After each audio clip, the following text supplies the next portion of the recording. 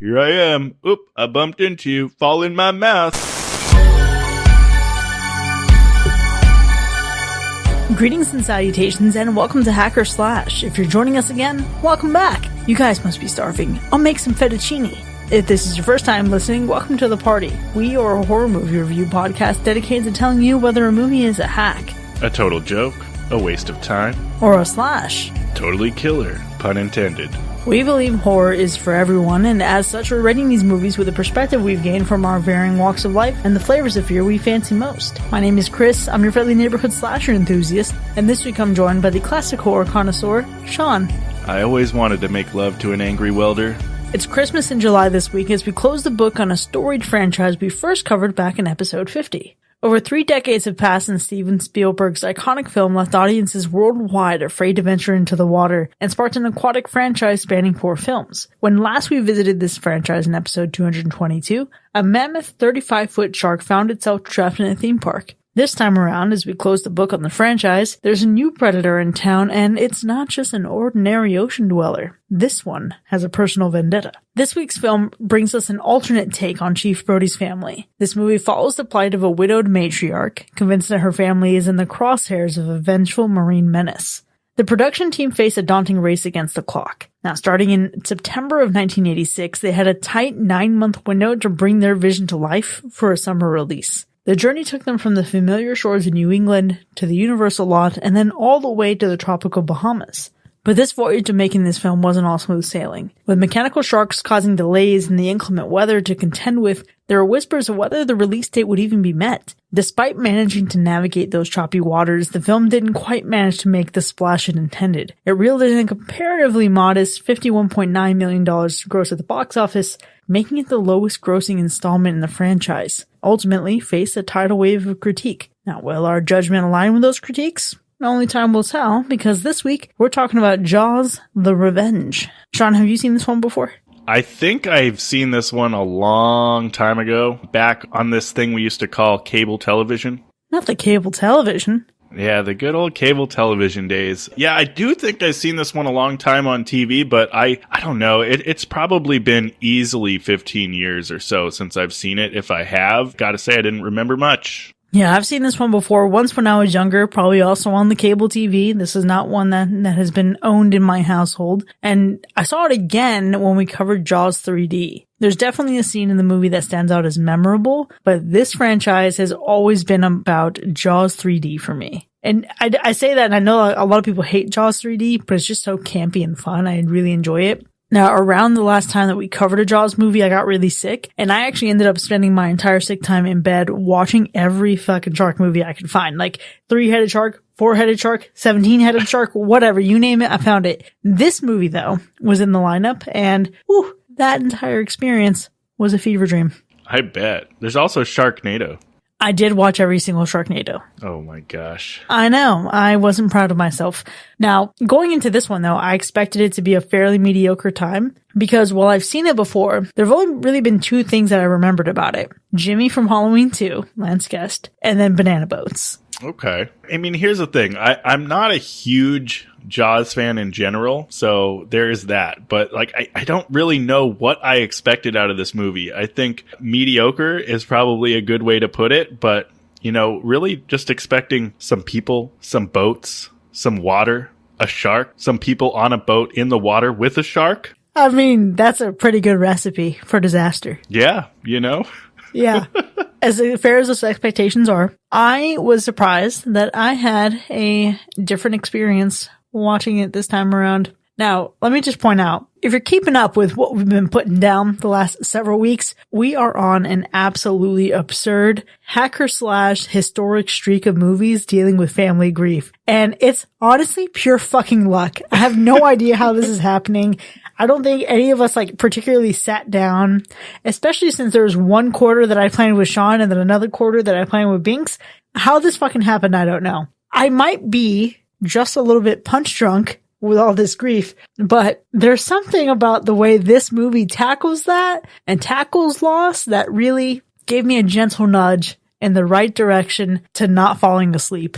Really, honestly, that got me to buy into it a little bit more, and I was really entertained throughout the movie, apart from 2 major things. Oh my goodness. I cannot wait to hear how this sought out to entertain you. But I will say that as soon as the first line was spewed out, you could just tell this was going to be some B-movie acting. I mean, horrendous. Horrendous. When I say that, I mean, even the crying is so terrible in this film. Like, I could not get invested at all. The first feeling I had was immediate boredom. First feeling, watching it, the first line that came out, we're talking the first 60 to 90 seconds maybe. I don't know, but it was like, I could just tell the direction it was going in. First 60 to 90 seconds of people or first 60 to 90 seconds of music and POV? However long it took to get the first line in the movie. Okay. All right. No, that's fair. I can respect it. Listen, I'm not saying that this movie's made of gold by any means, but I will say there are two things that really, really surprised me. And that was one, it's a fucking Christmas movie. Excuse me. What? Every single time I've watched this movie, I don't remember that like Christmas and New Year's are a pretty fucking big deal in this movie. Had no idea. It really was a fever dream that I was experiencing. I really was surprised. Oh God, I feel like Sean's going to judge me so hard. What a fun movie this was in retrospect. I know. This is so weird. Listen, there are two things that really soured it though. Two things, and it's a minimum of two. There's a specific visual treatment used for very key moments, and we'll discuss that later.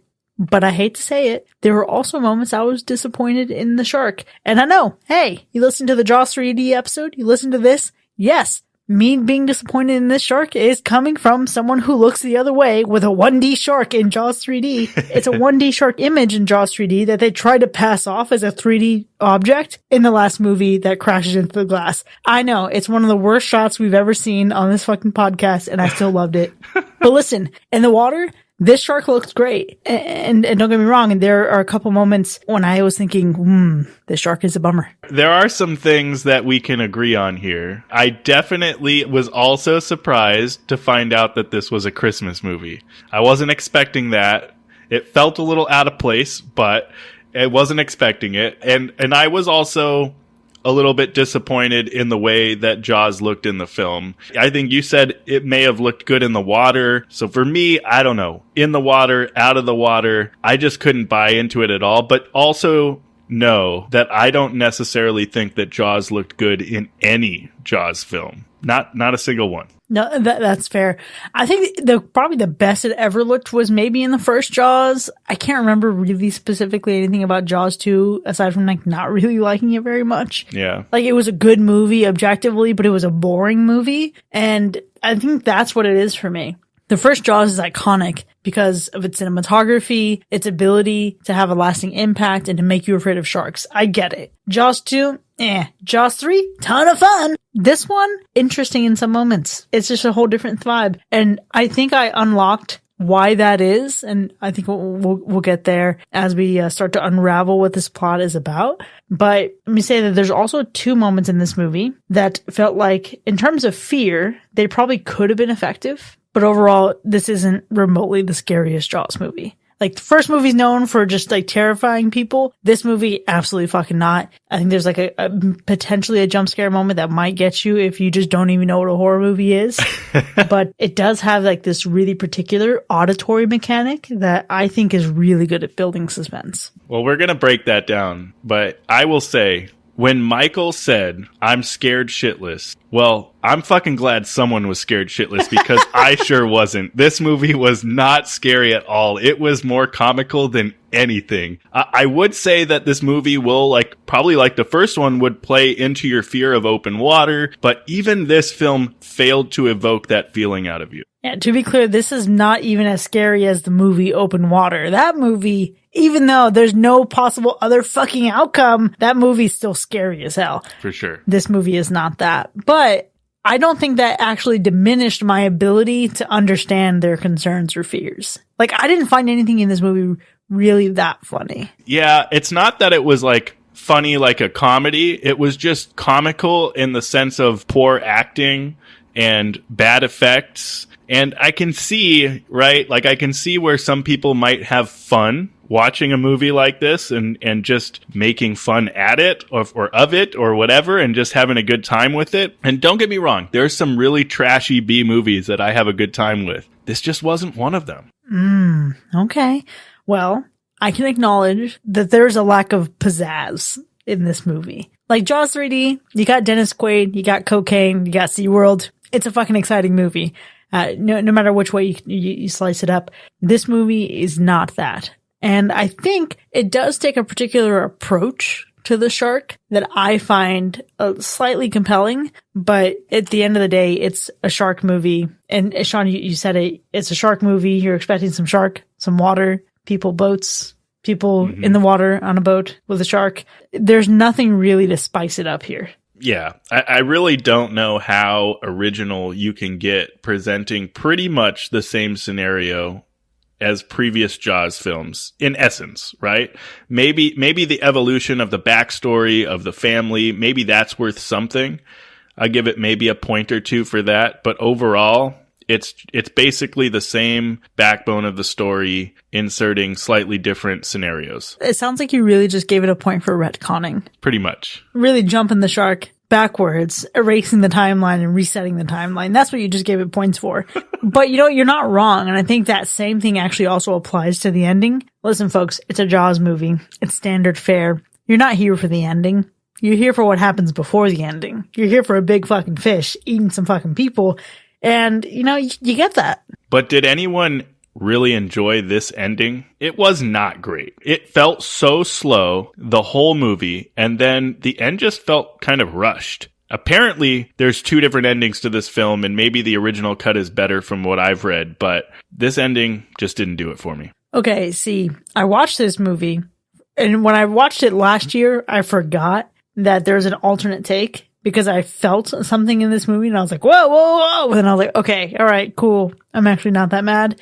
I actually did not hate the end of this movie at all. I wasn't like blown away by it, no pun intended, but it's not something that I am frowning at or giving a thumbs down. This is just a quaint time. It's perfect for a shark-induced fever dream. Yeah, and we're going to talk about it, I'm sure, but the ending, there was just a moment that just didn't feel right, There was just an outcome that just didn't feel right to me. And we'll dive into that in the second half. But 1, the ending felt rushed, like they felt like they rushed to get there. And 2, that one thing just kind of ruined it for me. Okay, I need to know what the hell this one thing is, and I can't wait to talk about that in the second half. But let's make our way towards our ratings.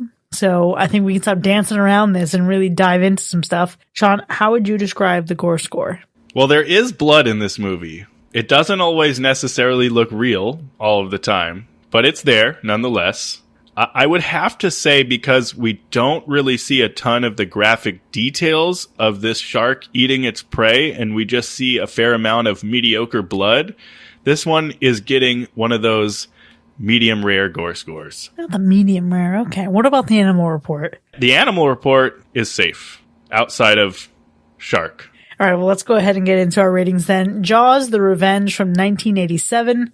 Was it a hack or a slash? From the acting to the effects to the extremely absurd plot, I couldn't be more disinterested in this movie. I don't know what it is about these water monster horror films, but most of them just don't do it for me. There was just nothing there for me, honestly. I found myself continuously checking the time to see when this movie was going to be over, and that's never a good thing. And granted, it's a better Christmas movie than The Mean One.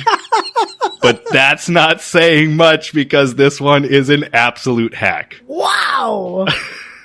Points for being better than The Mean One, though. Oh, no. Listen, Sean, like you, I'm not super crazy about the Jaws franchise.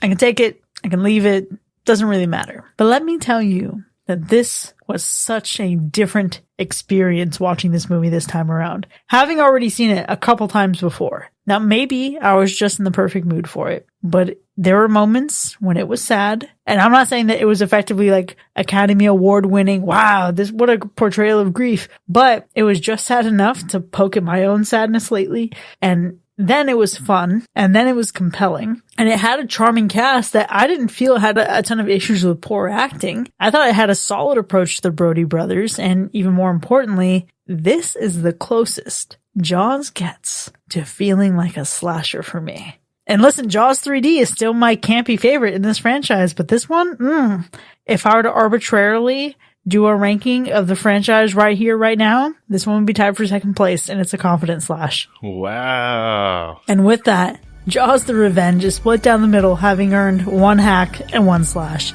Now you can check the link in our show notes to find where you can watch this movie right now, or pass if you dare.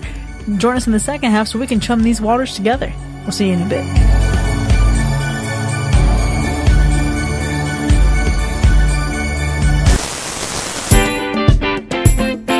This episode of Hacker Slash is brought to you by Fantastic Floaties, the inflatable swim accessories that turn every beach day into an epic ocean adventure. At Fantastic Floaties, we believe that a day at the beach should be filled with excitement, and what's more thrilling than swimming alongside the most fearsome creatures of the deep? That's why we've created a line of swim accessories designed to make a splash.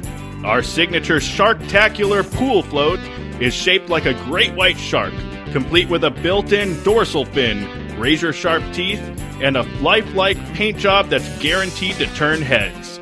Float around in style while keeping fellow beachgoers on their toes.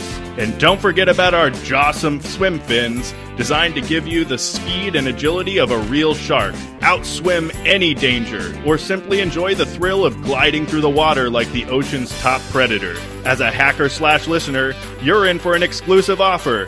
Use promo code HACKFIN20 at checkout to get 20% off your first Fantastic Floaties purchase. So, dive into the deep end with Fantastic Floaties and make every beach day an adrenaline-pumping adventure. Remember, when it comes to having fun in the sun, you're gonna need a bigger float.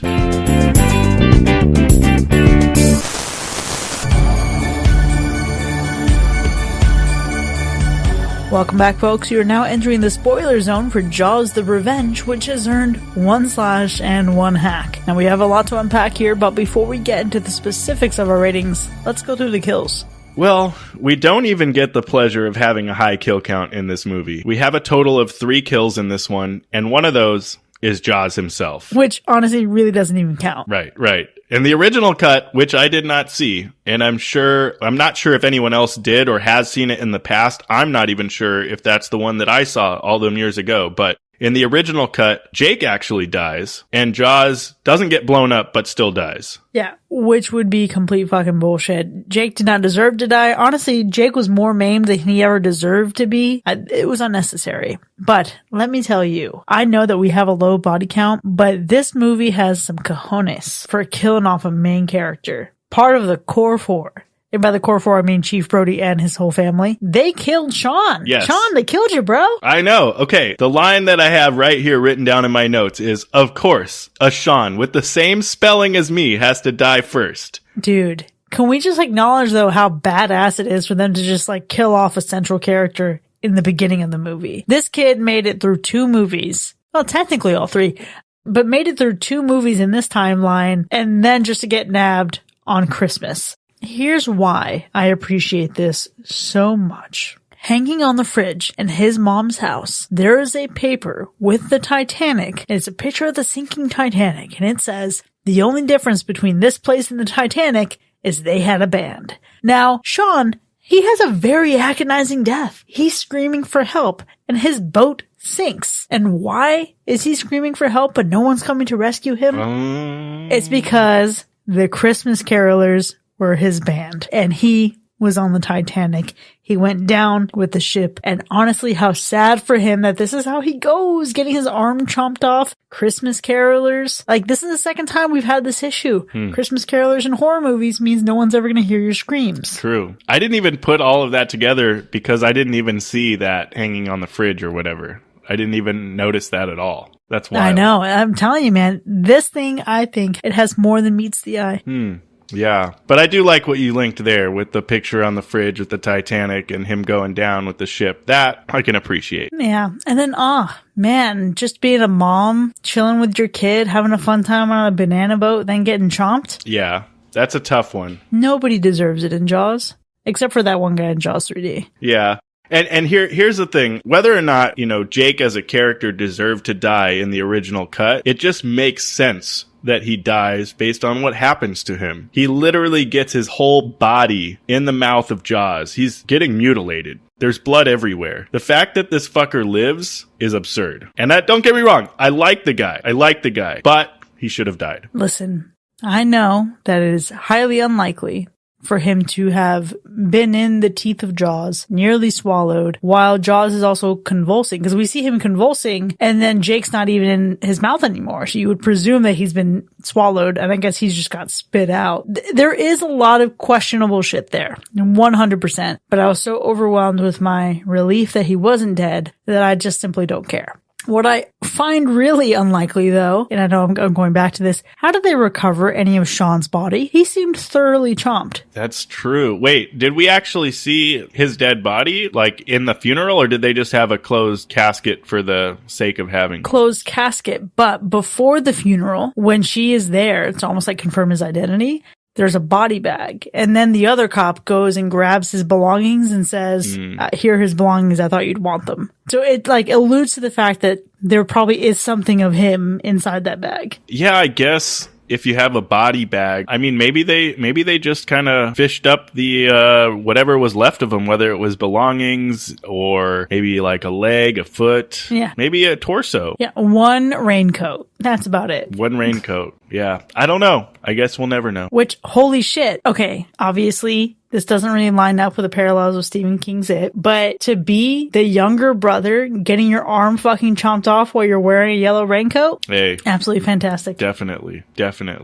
Let's also just shed some light on the death of Jaws, because, man, there was an opportunity there after they blow him up into pieces of meat. They should have ate that son of a bitch. They should have collected those pieces, thrown it on the fucking grill, and ate that son of a bitch. But here's the thing. If they eat that son of a bitch, then the curse of Jaws lives in them. Well, maybe they'll become the predator and they don't have to worry about it. Apex predator! Yeah, no, I wouldn't want to do any of that because it feels like it blew up, but then what the fuck else was inside it when it blew up? True. Like, what are you doing to that meat? That's true. Nothing good. Probably some pieces of shrapnel in there too. You'd have to fish out of there or poke out of there. Hey, you already had to debone a fish, and I wouldn't want to de-shrapnel a fish either. Yeah. However, let me just say this. I will acknowledge that the slow-mo of the shark blowing up and the chunks were shit in the movie. Well, not worst part of the movie altogether, but one of the two things that really bothered me.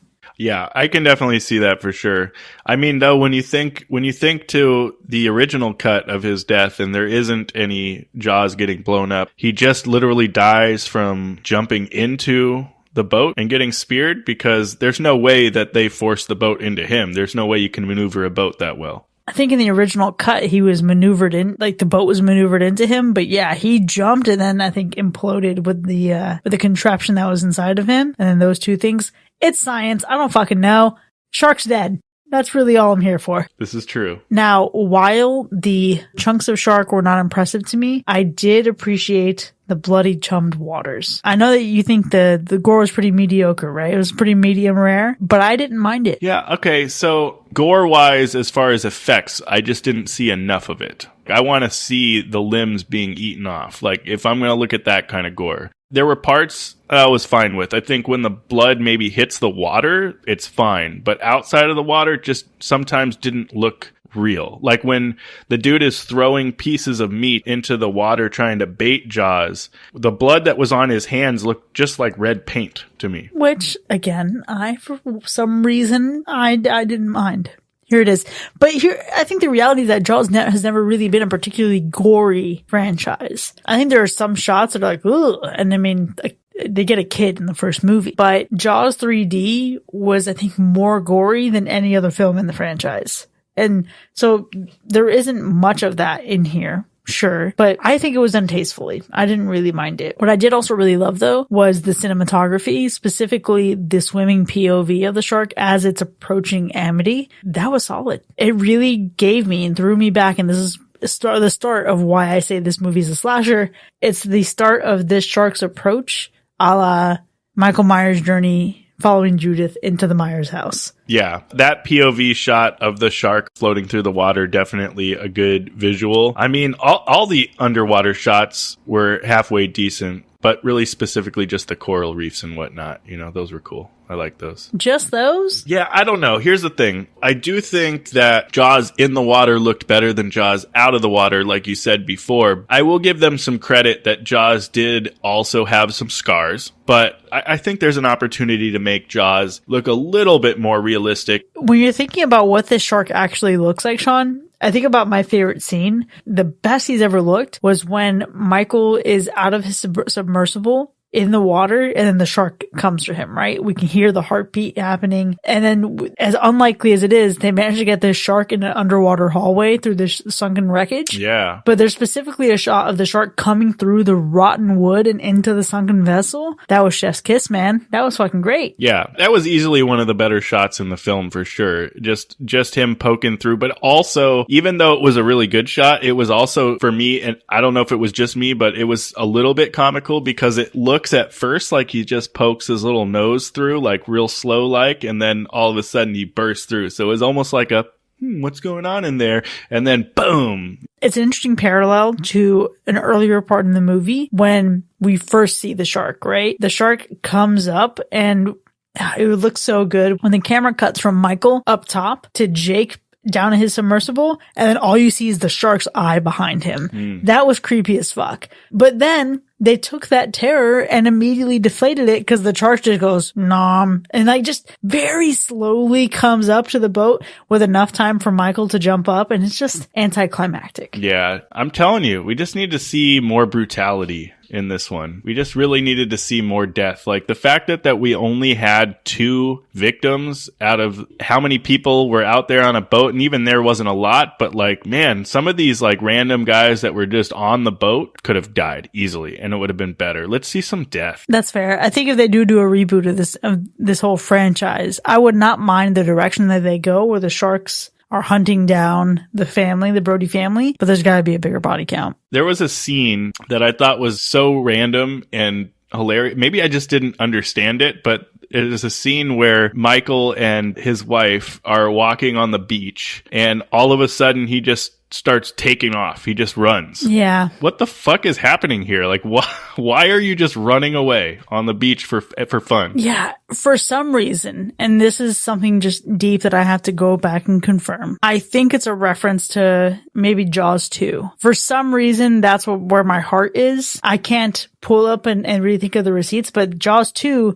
is when this son was a little bit older, and you know, he had this little bit of conflict with his dad. He wanted to go out and have some fun, and then gets he and his brother in a whole mess of trouble. I think it was a callback to that, but also it was just fucking weird. Yeah, if that was like a callback to Jaws 2, man, like, I don't know. Maybe I'm just that uninvested in this franchise that I can't even recall things that happened in previous films. Like, I mean, to be fair, I couldn't even recall that it was a different Jaws or a different shark each movie. And to be honest, now that I'm thinking about it, it should be the same shark in every movie, and he should be getting more and more beat up and ugly and just scary looking as the films progress. But maybe they just weren't thinking that far ahead. I mean, I don't think Steven Spielberg really had any intentions of making more than one shark movie. That is fair. But going forward when we remake this thing, yeah.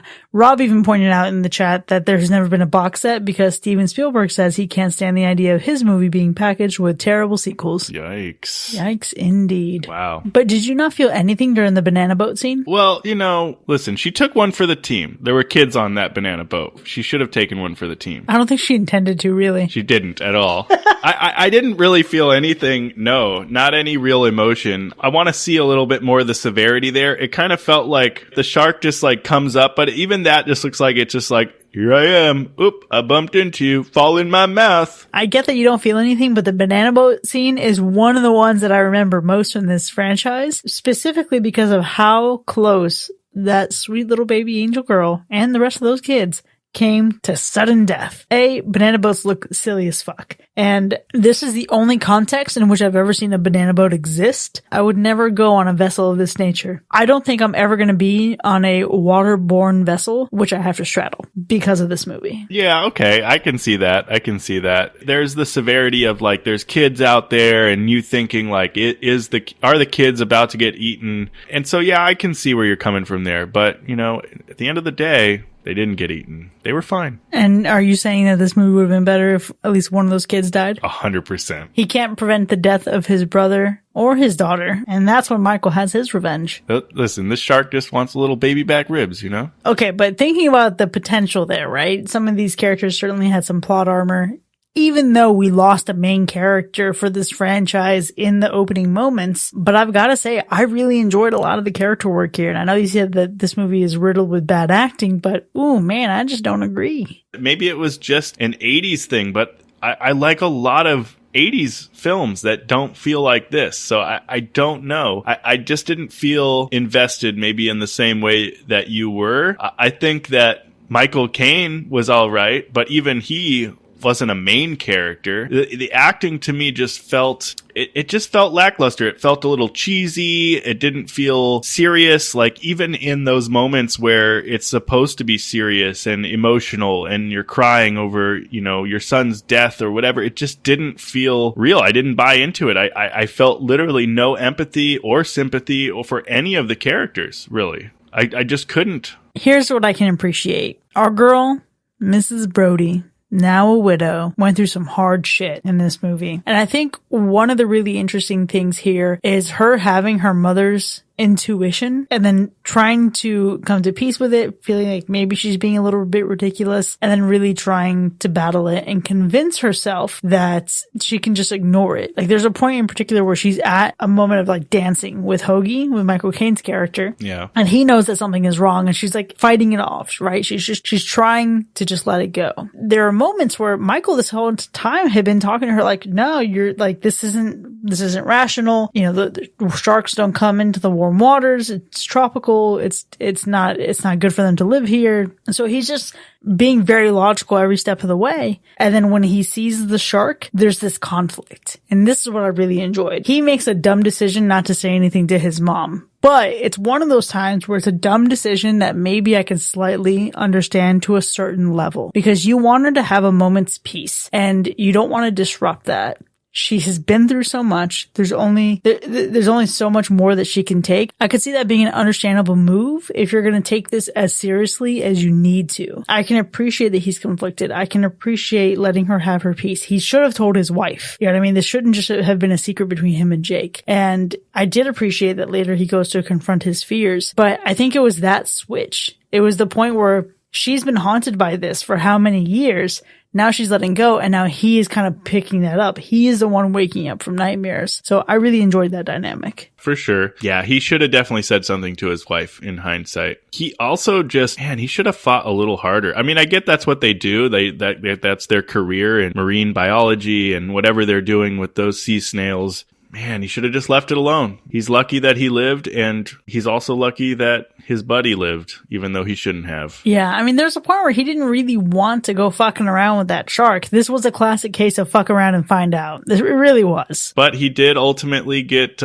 swayed into doing it. I will actually give him some kudos, you know. He was the only one really getting attacked because he was the only one going in the water, right? While his buddy stayed on the boat. And even after he had that big attack, right, he still was like, nah, man, I'm going back in because if I don't, I'll never go back in. Yeah. See, that is a moment that I can really appreciate. And let me just tell you this. I love so much that we have Lance Guest in this movie, who plays Jimmy in Halloween 2. And this movie proves to me what a crime it is that we didn't have more Jimmy in the Halloween franchise.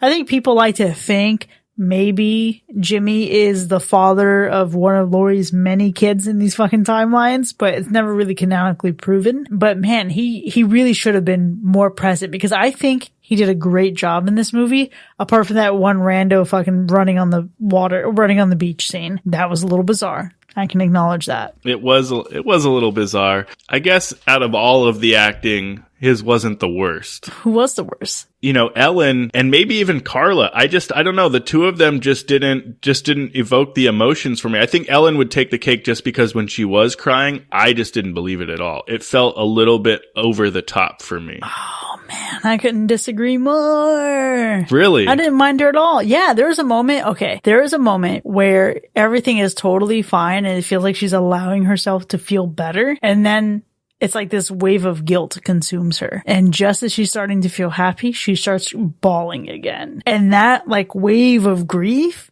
felt super real to me. I had no objections to it whatsoever. I just didn't buy it at all. It felt like she had the tears coming out, but the actual sound of her crying felt like she was literally just forcing that out. Really playing some good pretend crying there. Like it just wasn't for me. I don't know. Yeah, I mean, what wasn't for me is Hoagie preying on her grief. True. Yeah, Hoagie was a creeper. He was definitely a creeper. I mean, I get it. They had some laughs. She's enjoying things, but it's giving Rebound. I know that her husband's probably been dead for quite some time now at this point, but this is in the pretty immediate aftermath of her son's death, and it just feels problematic. Yeah, he was a creeper. He was kind of a predator in a sense. I mean, I guess he's kind of like that in all of his movies, Michael Caine. He's just kind of a quirky guy, right? He's just kind of silly. He makes some jokes and stuff like that, and it kind of works. Maybe he's just a typecast actor for that type of scenario there. I mean, he's done some other stuff, don't get me wrong. I'll tell you what, though. There was one moment that I think was very cute, and it was when Thea was trying to cheer her dad up, right? Was trying to cheer Michael up, and he's all frowning, and she's mimicking everything that he does. Okay, I'll give that one. So Thea, best actor in the film. Absolutely. I absolutely love that moment. It is a callback to the original Jaws when Chief Brody's sons are mimicking him. But here's the thing. This was actually cute. And her father's interaction with her was actually cute. It started with the crayon, then it went to the milk, and then her face. This was way cuter than the scene with the father and his sons. 100%, hands down. Yeah, absolutely. That one got me. So I'll give it that. Which, really this takes me into what I feel is the worst part of this movie. The sepia tone fucking flashbacks. God, it looks so bad. And it wasn't just bad enough to have it once, but to have it so many times and to have that flashback when we actually get Chief Brody attempting to kill Jaws and we have that quote coming from him, absolutely fucking not. Couldn't stand it. I'm not against the idea of having a flashback, but you didn't need to wash it out in fucking brown. That's a good call. I really am struggling to find a best part of this movie. I'm not just out here trying to completely trash this film. I truly am struggling. I guess maybe the Junkanoo Festival looked pretty fun. The festival. Yeah, the festival looked pretty fun. Yeah. We have a shark. That is a slasher. We have an iconic score making its way back ever so slightly. We have this motherfucker hunting down a family in Amity, killing someone on Christmas. Well, just before Christmas. Traveling into the new year, making his way from Amity to the Bahamas, and you think that festival is the best part of this movie? I get it. It's fine. Dude, it looked pretty fun. I'm just saying. Yeah. Let me share with you what I think is one of the best parts of this movie. And I know I had to pick a worse part, but I've already done it. I love how many ties there are between this movie and Halloween.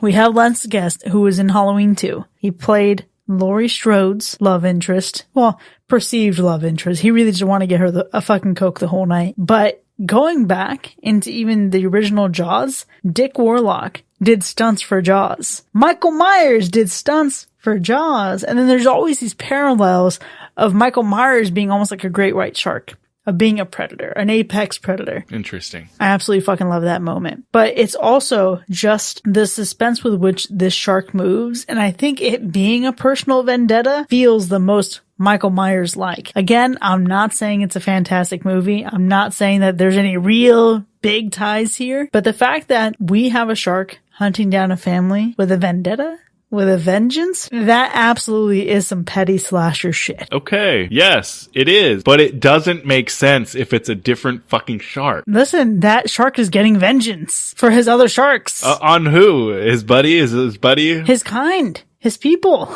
Okay. All right. I think that also pairs really well with just that, again, I say it again, that heartbeat mechanic, right? There are points where we hear the shark's heartbeat, and to have that serve as the Dun dun dun dun dun dun dun dun dun dun dun dun dun dun dun dun dun dun dun dun. That was so fucking eerie. That was good. It was an unstoppable shark. I mean, until he got stopped. I tell you, this is how slashers work. Unkillable shark until it was killed. So I take it you're not going to watch this again. Oh, I still can't believe I spent $4 on this fucking movie. There is no chance in hell that I'm watching this one again. Before you rent another movie that you haven't seen, just let me know first, and I'll see if I can find it for you. I'll let you know, because I am definitely debating whether or not I want to dispute this charge as fraud and then change my bank account just so I didn't have to pay for the $4 for this fucking movie.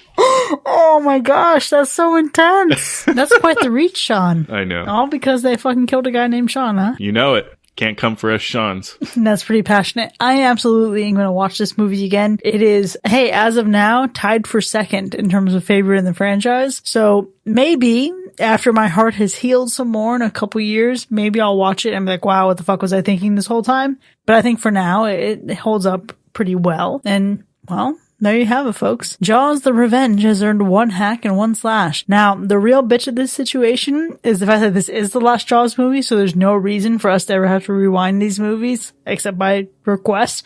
So Binks and Mac will never have to address their scores of this. They escaped. Well, we've certainly had a robust discussion here. It doesn't end here by any means. We want to know what you think, so let us know. You can join in on the conversation by hanging out with us for free over in our Discord. Click the link in our show notes to sign up. And if you've enjoyed listening to us dive into the depths of the water to talk about this floppy fish, consider becoming one of our patrons. Visit patreon.com/hackerslash to enjoy more of the show with early access, extended episodes, bonus content, and live show. We'll see you next time, folks. And remember, you've got 2 loves in your life. What you do and who you're with. What the hell are we arguing about?